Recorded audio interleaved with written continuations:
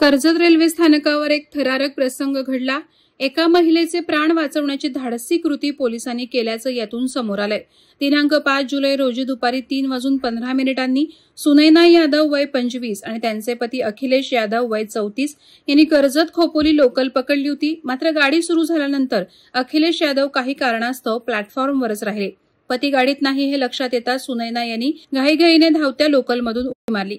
ही गंभीर घटना पाहून कर्जत रेल्वे पोलीस ठाण्यातील गोपनीय शाखेचे पोलीस हवालदार राजेंद्र मोतीलाल बागुल यांनी प्रसंगावधान राखून जीवाची पर्वा न करता धाव घेतली आणि गाडीखाली जाण्यापासूनच सुनैना यांना प्लॅटफॉर्मवर खेचून काढलं आणि थोडक्यात तिचे प्राण वाचले।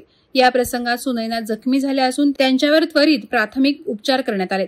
पोलीस ठाण्यात त्याची नोंद करण्यात आली आहे। जखमी सुनैना आणि त्यांच्या पतीनं पोलीस हवालदार बागुल यांचे तसंच कर्जत रेल्वे पोलिसांचे आभार मानले असून वरिष्ठ पोलीस निरीक्षक तानाजी खाडे यांनी देखील या धाडसी पोलिसांच्या शौर्याची स्तुती केली आहे। या घटनेनं पुन्हा एकदा पोलिसांच्या तत्परतेचं आणि धाडसाचं उदाहरण समाजासमोर ठेवलं आहे।